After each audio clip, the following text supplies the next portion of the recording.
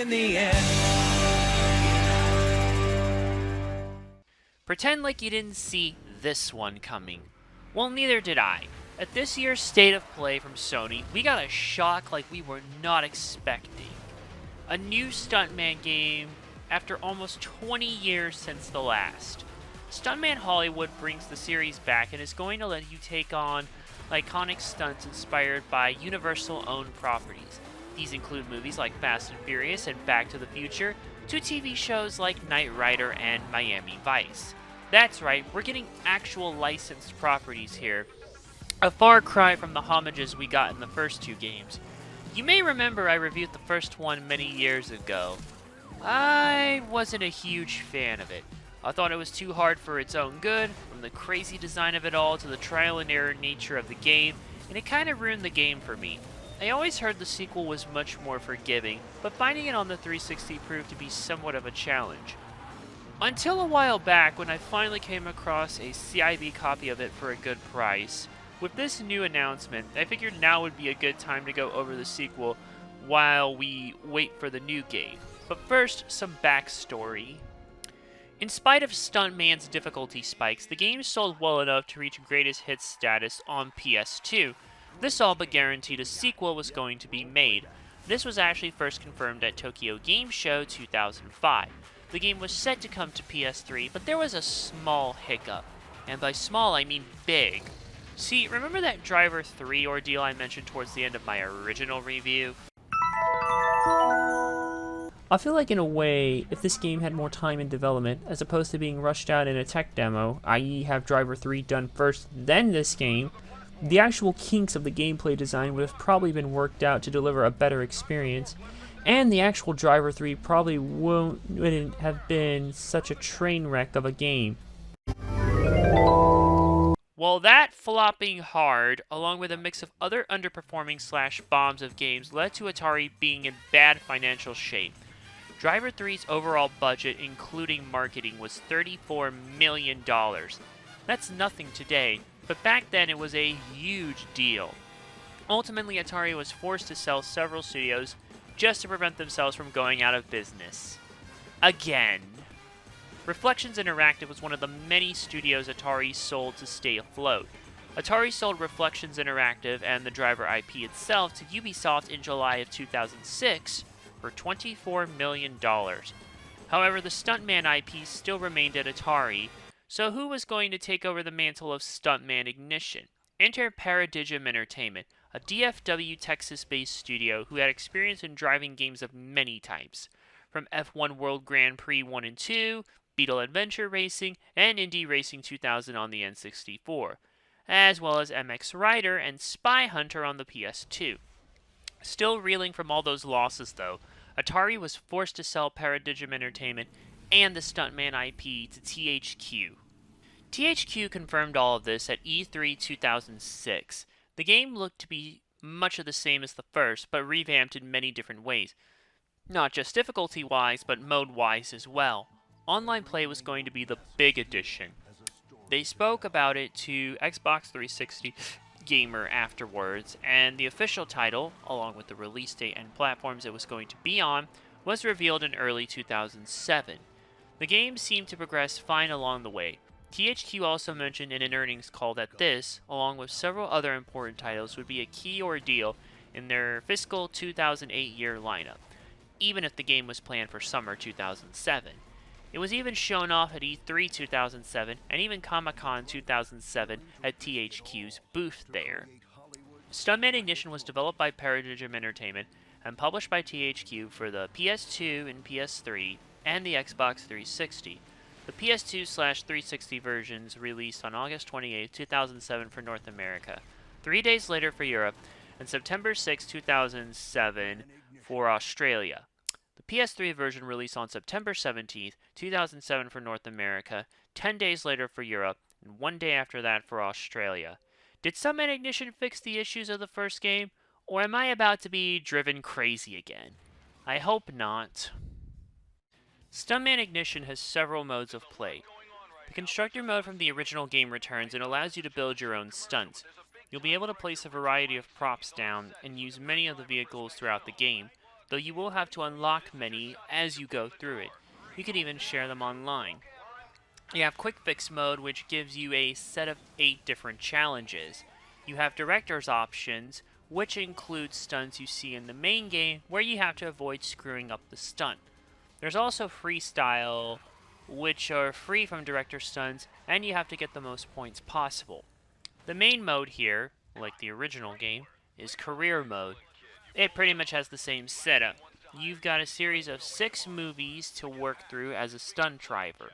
Only 2 of them are direct sequels to movies seen in the original game. We have A Whoopin' and A Hollerin' 2. For those of you who missed my first review, these films primarily parody the Dukes of Hazzard, though the sequel is set in Tennessee, unlike Louisiana in the first. The other sequel we have is Never Kill Me Again, which is a sequel to Live Twice for Tomorrow, both of which parody James Bond. This one more specifically parodies Die Another Day. Yeesh. Well, that's enough of the sequels. What about the new films?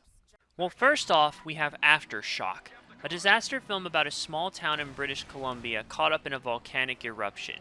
This movie primarily parodies movies like Dante's Peak and Volcano. We also have Strike Force Omega. This military action film takes place in the mid-80s and is about the titular force taking on mercenaries in a desert military base. This movie is based off the A-Team and Megaforce. Overdrive is a 70s crime thriller about a renegade cop taking on a ruthless drug dealer in San Francisco with many mannerisms and cinematic characteristics of Quentin Tarantino, though the movie mainly parodies films like Bullet and Dirty Harry. The last new film here is Night Avenger. This seemingly has the most obvious parody of the bunch, being a homage to the Tim Burton Batman films. But it's set in Chicago.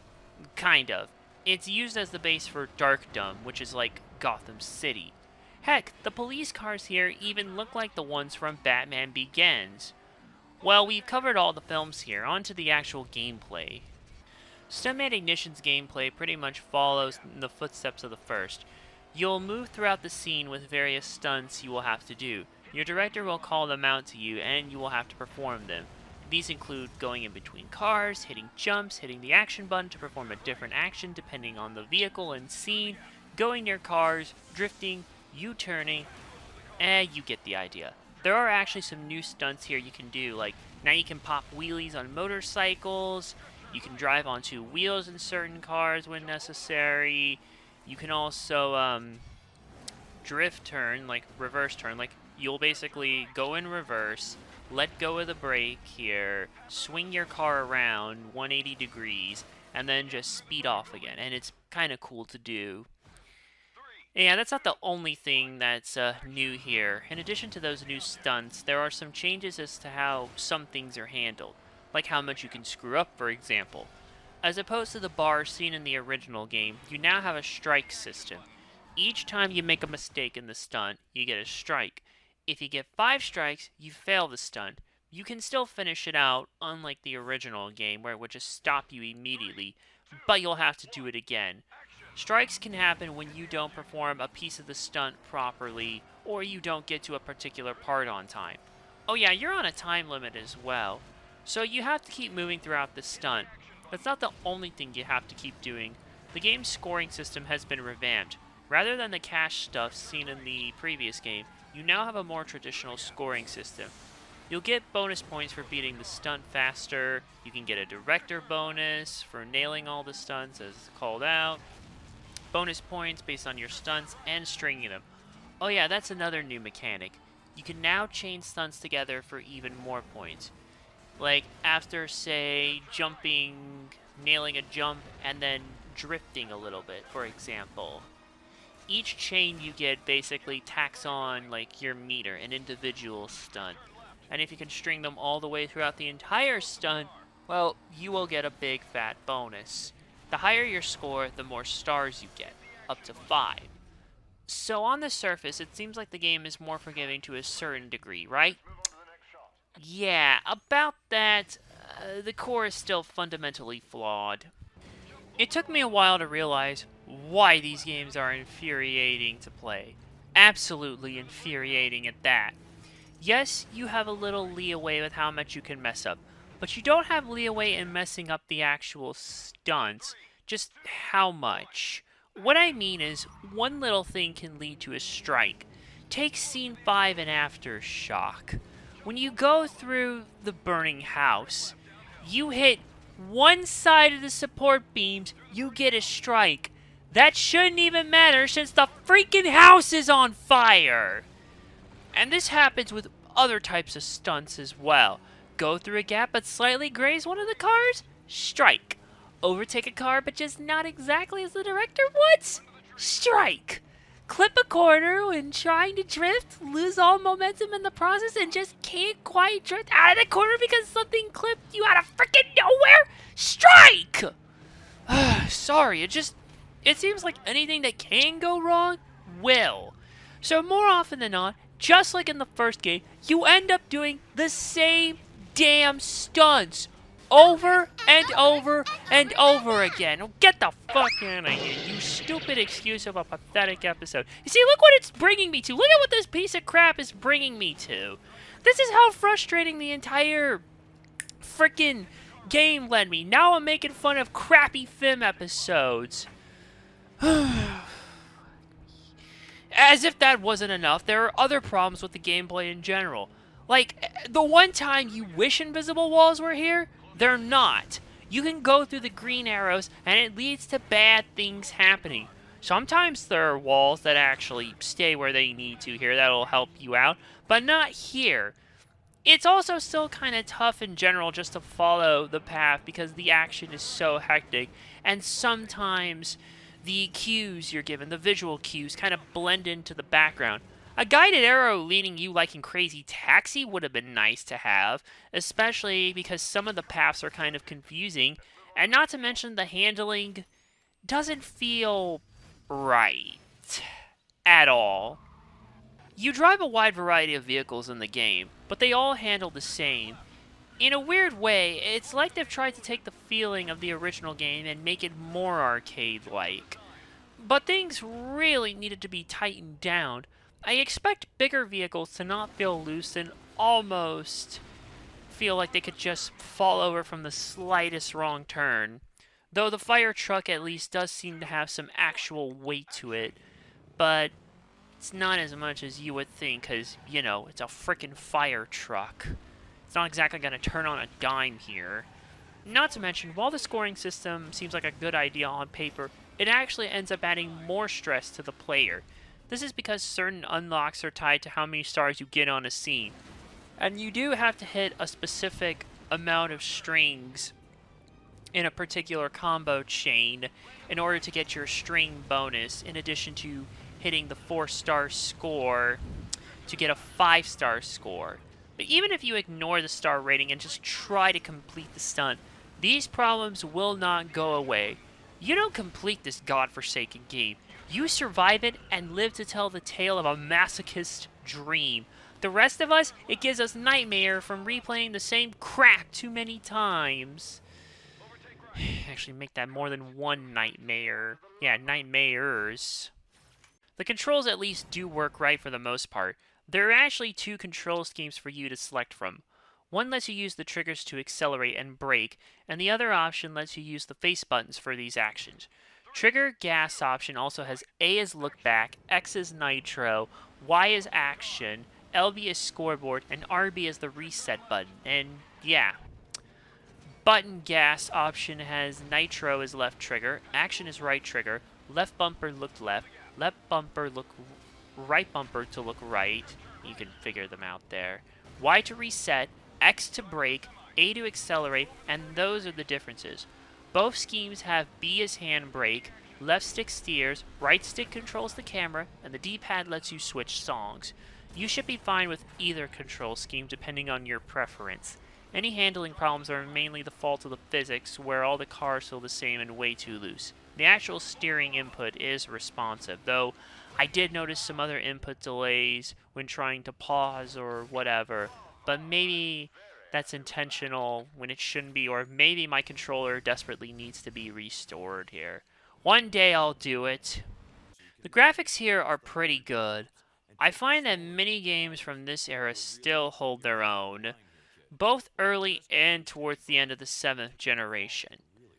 The movies that they are paying homage to do look close enough to the real deal. The lighting is also pretty good, especially in Night Avenger, with that cool dark aesthetic here, and the city at night, and very colorful at times as well, though, given some of the enemies you face. Yeah, it's very nice. There's a decent amount of variety depending on the movies and areas you are in. Even returning movie sets from the last game have some variety, though there is a bit more snow in the James Bond-inspired level. You don't actually drive a snow vehicle, well, kind of being a hovercraft, until the last scene. And I guess the snow part makes sense given some of the scenes in Die Another Day. And speaking of vehicle models, they look really good here. Shiny, colorful at times, good variety, and there are plenty of effects going on in the background as you drive. Explosions, gunfire, other things around you and above you, over you. It's wild. Maybe a little too wild. While the frame rate remains mostly consistent at 30 frames per second, there are times where it dips down below that. Though it's nothing that makes the game unplayable, and you should have a good experience, or at least on the 360. I can't speak for the PS3 version, but I'm willing to bet it's probably much of the same. Overall, Stuntman Ignition looks leaps and bounds better than the original, and that was already a nice looking game. Hey, at least I can give both games some credit in this regard. The sound design here is another thing I can give credit to as well. The sound effects each match the movies and particular scenes they are in. There's a lot going on, and you'll really get a kick out of it if you have a surround sound system. Vehicles also sound like they should, and everything sounds in place and impactful. The music itself also fits really well. Once again, we have familiar motifs and riffs and themes that pay homages to other famous themes, especially the ones that the in-game movies here are directly referencing. They also each match the environments well. The voice acting is good. There's a decent amount from the directors themselves, each with a variety of personalities. The Tarantino-like director on Overdrive to the two annoying country dude bros and a whoopin' and a hollerin' too. You get the idea. And your stunt coordinator also gives you some variety. Once again, your coordinator will communicate to you what you need to do in a stunt as you keep moving. His directions are clearer than in the original, though there are a handful of instances where we get more vague descriptions, but these usually happen when you have two of the same type of stunt in a row, like hitting the action button twice. So yeah, there's a good amount of replayability though, between the stunt constructor, the odd jobs, which are now done separately as opposed to in between the movies, and you may have to do one or two of these to get your star rating where it needs to be, and the multiplayer if you find anyone to play with. You could still be here a good while after finishing the main game. Stuntman Ignition, while giving the players a little more leniency than the original game, still fails to fix the overall issue in the main game. The little things. Something I noticed as I continued to suffer through this game, what really pissed me off was just the slightest mistake counting towards a strike. Once is bad enough, but having that happen multiple times is extremely frustrating because you will have to restart countless times. Slightly bumping a car or just tapping it as you pass through a gap should not give you a strike. I can understand hitting a car while trying to gap it causing a strike, like full-on collision and everything, but it shouldn't happen when just slightly grazing it but still going through the gap. There's no nuance with any of this. A little nuance with messing up can help. Yes, you have more chances with 5 strikes, and there is an easy mode which will increase how many strikes you can get before game over, but your score is halved, which if you're looking to get the high star rankings is not okay. Higher star rankings unlock more for Stunt Constructor. Ultimately, the additions made to try to make it easier did not help that much. You know what really would have helped aside from having nuances in the mistakes you can make? Having an actual video, a demo mode, to show you how to do the stunt before you do it, like the license test demos in Gran Turismo 3, or the tutorial from MotoGP 3. Yes, it all looks nice, sounds nice, controls well, in spite of loose handling on the vehicles, and has plenty of content to keep you coming back, but if the actual game is more frustrating than fun, is it really worth it? Unless you really like the first game or are a masochist, I would argue no. This is just one of 3 Xbox 360 games that just pissed me off to no end. The other being Splatterhouse 2010 for having a dreadful frame rate, and Saints Row, the original, for a handful of god-awful missions. And this game sits here a part of that unholy trinity for just being a frustrating ordeal. I give Stuntman Ignition a 2.5 out of 5. If Stuntman Hollywood does not fix this issue from the first 2 games, then this will fall straight into Tack and the Power of Juju territory for being a trilogy that just pisses me off. But rather than anger me for various reasons, like the Tack games did, having one specific thing that irked me about it per game, Stuntman will have just angered me for the same reason. Thanks for watching. Click subscribe below and check out the playlist on screen for more content. To help support the show beyond the usual means, check out my Patreon and Ko-fi on the link tree in the description. And come by my Twitch where I conquer my backlog one game at a time. See you in the next video!